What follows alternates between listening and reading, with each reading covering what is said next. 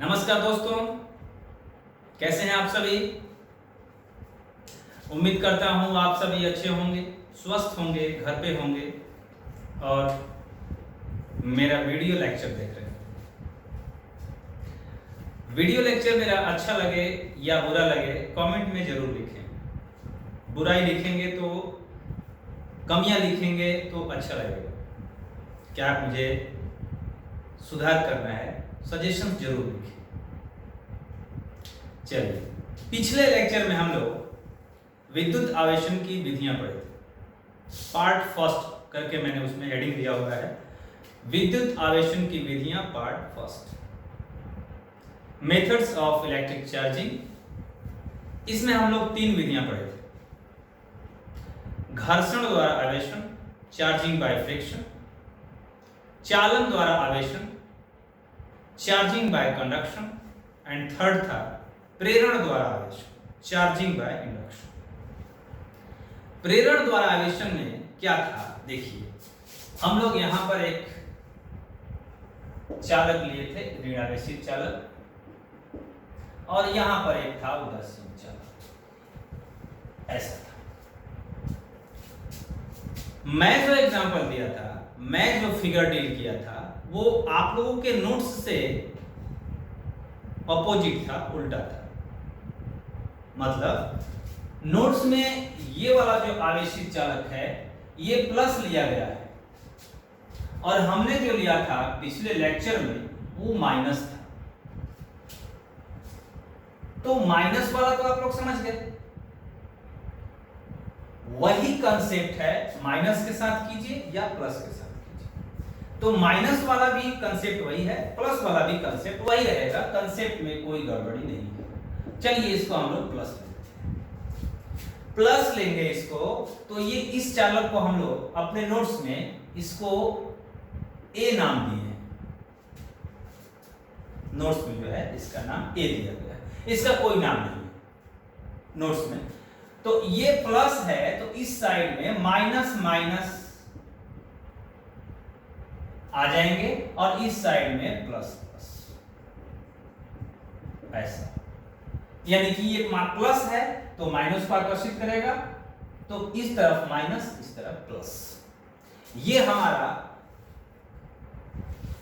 प्रेरित चालक है, ये हमारा प्रेरित चालक होगा। अभी भी ये आवेशित नहीं है, उदासीन है। तो अब इस प्रेरित चालक को आवेशित करने की 2 विधि है।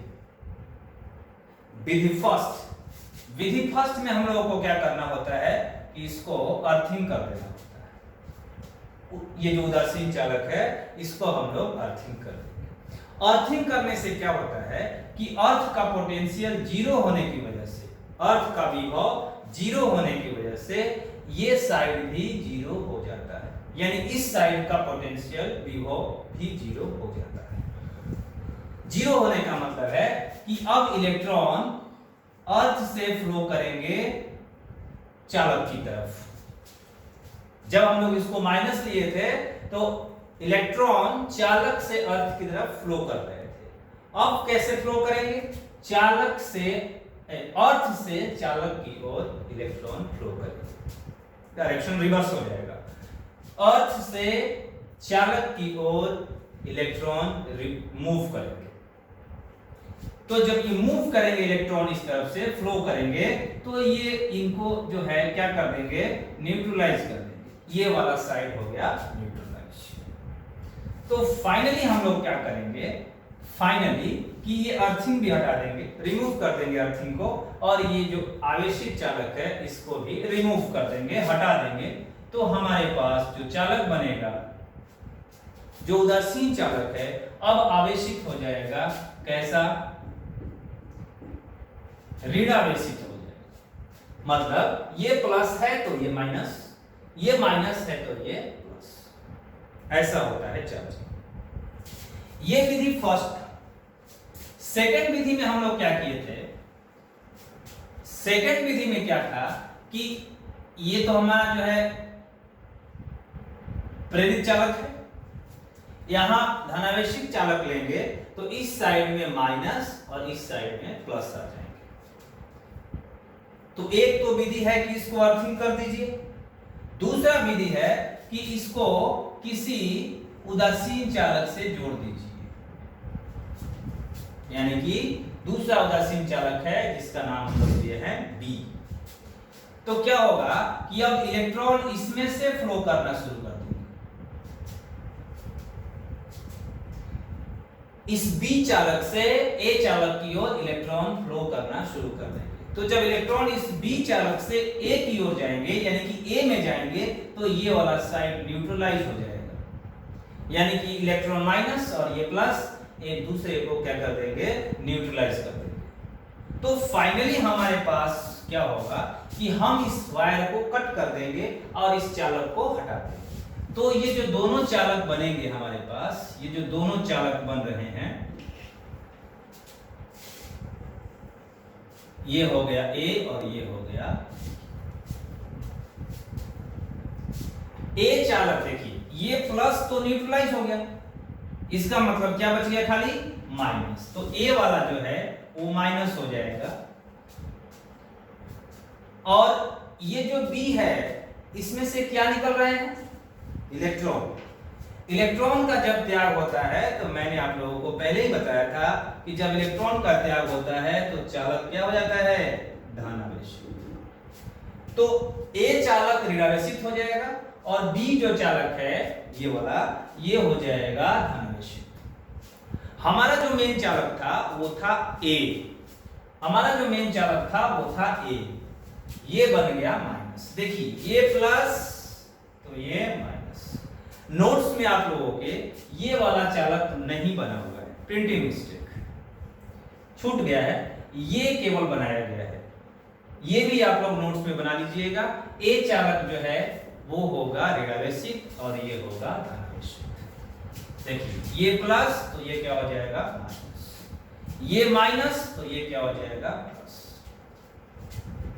दोनों एग्जांपल से हम लोगों को यही समझ में आया कि जो हमारा मेन आवेशित चालक है उसका यदि प्रकृति धनावेश होगा, यानी कि प्लस होगा, तो जो हमारा ये प्रेरित चालक है वो माइनस होगा, और यदि आवेशित चालक ऋणावेश होगा, ऋणावेशित होगा, तो ये जो हमारा प्रेरित चालक है वो धनावेशित होगा।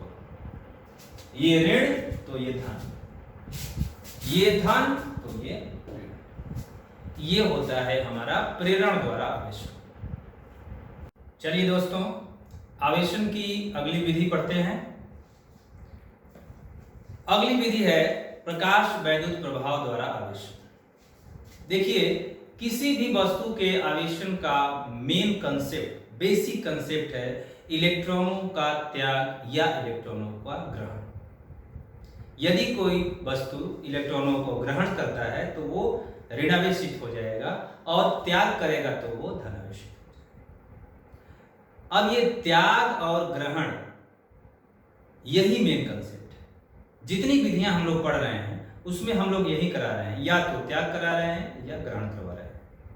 रासायनिक उत्सर्जन में भी यही था, ऊष्मा के द्वारा इलेक्ट्रॉनों का त्याग कराया जा रहा था, क्योंकि किसी भी वस्तु में इलेक्ट्रॉन इसलिए रहते हैं क्योंकि वो नाभिक से एक स्ट्रॉन्ग बल द्वारा बंधे होते हैं, और उस बल को तोड़ने के लिए बाहर से ऊर्जा देनी पड़ती है, और वो ऊर्जा विभिन्न फॉर्म में हो सकती है, चाहे ऊष्मा के रूप में हो या प्रकाश के रूप में हो, जैसे भी हो ऊर्जा का फॉर्म अलग अलग हो सकता है।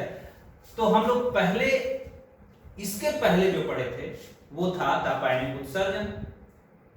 नाभिक के आकर्षण बल से मुक्त कराने के लिए इलेक्ट्रॉनों को ऊर्जा देनी पड़ती है, और ऊर्जा था ऊष्मा। इस विधि में हम लोग प्रकाश देंगे यदि संभवतः उच्च आवृत्ति का प्रकाश। संभवतः का मतलब होता है जितना संभव हो सके, उच्च आवृत्ति का मतलब होता है उच्च ऊर्जा वाली प्रकाश। जिस प्रकाश की आवृत्ति उच्च होती है उसकी ऊर्जा भी उच्च होती है। तो ऊर्जा उच्च होगी संभवतः, जितना संभव हो सके, जितना इसको चाहिए। इसका मतलब है कि इसमें जब हम लोग प्रकाश देंगे तो प्रकाश भी कुछ न कुछ ऊर्जा लिए होती है और वो ऊर्जा आवृत्ति के अनुसार घटता बढ़ता है। यदि उच्च आवृत्ति है तो उच्च ऊर्जा है। संभवतः का मतलब यहां पर आपको समझा रहा हूं, प्रकाश जब इस पर आपतित होगा तो उच्च ऊर्जा लेके आता है। प्रकाश में फोटोन होते हैं, फोटोन के पास ऊर्जा होती है और वो फोटोन जब इस सतह पर आपतित होगा, फोटोन जब इस सतह पर आपतित होगा तो इलेक्ट्रॉनों से टकराता है और इलेक्ट्रॉनों से टकराने के क्रम में अपनी ऊर्जा इलेक्ट्रॉनों को ट्रांसफर कर देता है। इन इलेक्ट्रॉनों को धातु से बाहर निकलने के लिए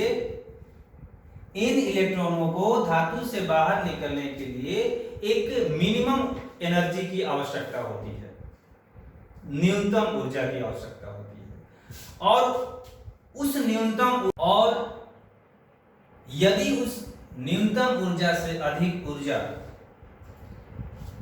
प्रकाश के फोटोनों द्वारा इलेक्ट्रॉनों को ट्रांसफर कर दिया जाएगा, यदि इलेक्ट्रॉनों को बाहर आने के लिए आवश्यक न्यूनतम ऊर्जा से अधिक ऊर्जा प्रकाश के फोटोनों द्वारा इलेक्ट्रॉनों को ट्रांसफर कर दिया जाएगा तो इलेक्ट्रॉन धातु के सतह से बाहर आने लगेंगे।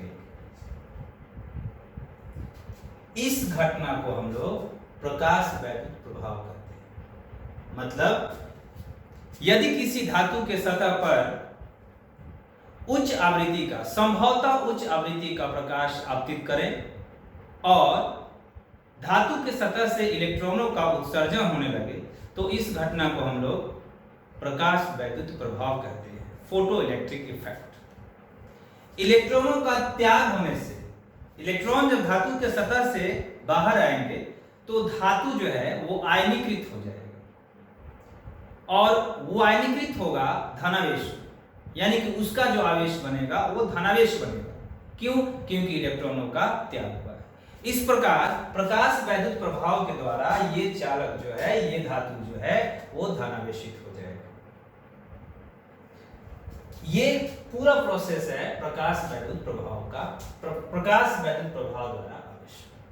इलेक्ट्रॉनों का त्याग हुआ और त्याग इसलिए हुआ क्योंकि इलेक्ट्रॉनों को बाहर से ऊर्जा मिल रहा है और जब इलेक्ट्रॉनों को बाहर से ऊर्जा मिलता है तो इलेक्ट्रॉन सतह के अंदर नहीं रहेंगे, वो बाहर आ जाएंगे। ठीक है दोस्तों, इसके बाद हम लोग नेक्स्ट टॉपिक पढ़ते हैं। चलिए दोस्तों, आवेशन की अगली विधि पढ़ते हैं, क्षेत्र उत्सर्जन द्वारा आवेशन। क्षेत्र यहाँ पर विद्युत क्षेत्र है, जो क्षेत्र यहाँ पे लिखा गया है वो विद्युत क्षेत्र है। तो इसमें क्या किया जाता है कि कोई धातु होता है, एक धातु के सतह पर उच्च परिमाण का विद्युत क्षेत्र आरोपित किया जाता है। देखिए ये धातु है, ये वाला हमारा धातु है। धातुओं में इलेक्ट्रॉन होते हैं और इसमें इलेक्ट्रॉन भी दो तरह के होते हैं, एक मुक्त इलेक्ट्रॉन, फ्री इलेक्ट्रॉन और एक संबद्ध इलेक्ट्रॉन यानी कि बाउंड इलेक्ट्रॉन। जब धातु को किसी स्ट्रॉन्ग वैद्युत क्षेत्र में, स्ट्रॉन्ग इलेक्ट्रिक फील्ड में रखते हैं, यानी कि यहां पर देखिए लिखा हुआ है उच्च परिमाण का विद्युत क्षेत्र, यानी कि विद्युत क्षेत्र अति उच्च परिमाण का होना चाहिए। जब अति उच्च परिमाण का विद्युत क्षेत्र किसी धातु पर आरोपित किया जाता है तो इलेक्ट्रॉन जो है वो एक बल का अनुभव करते हैं और वो बल वैद्युत क्षेत्र के विपरीत दिशा में होता है। इलेक्ट्रॉनों के लिए विपरीत दिशा में और प्रोटॉनों के लिए यानी कि धनावेश के लिए विद्युत क्षेत्र के दिशा में। तो माइनस आवेश जो है विद्युत क्षेत्र के विपरीत दिशा में बल अनुभव करता है और प्लस वैद्युत क्षेत्र के दिशा में। जब हम लोग चालक पर वैद्युत क्षेत्र आरोपित करेंगे तो इलेक्ट्रॉन इस क्षेत्र के विपरीत दिशा में एक वैद्युत बल का अनुभव करते हैं और यदि वैद्युत क्षेत्र एक निश्चित परिमाण से अधिक होगा, क्योंकि इलेक्ट्रॉनों को भी एक न्यूनतम ऊर्जा चाहिए होती है, और यदि ये विद्युत क्षेत्र एक निश्चित परिमाण से अधिक होगा तो इलेक्ट्रॉन धातु के सतह से बाहर आ सकते हैं और यदि बाहर आ जाएंगे तो इलेक्ट्रॉन, ये जो तुम्हारा ये आपका जो धातु है वो आयनीकृत हो जाएगा। आयनीकृत का मतलब है कि धनावेशित हो जाएगा। क्योंकि इलेक्ट्रॉन का त्याग हुआ है और इलेक्ट्रॉन का त्याग होने से धातु धनावेशित हो जाएगा। तो ये हमारा नेक्स्ट विधि जो था वो था क्षेत्र उत्सर्जन द्वारा आवेश। इसमें हम लोग धातु पर वैद्युत क्षेत्र आरोपित करते हैं। वैद्युत क्षेत्र आरोपित करने से इलेक्ट्रॉन वैद्युत क्षेत्र के विपरीत दिशा में बल अनुभव करते हैं और उस बल की वजह से इलेक्ट्रॉन धातु के सतह से बाहर आ जाते हैं।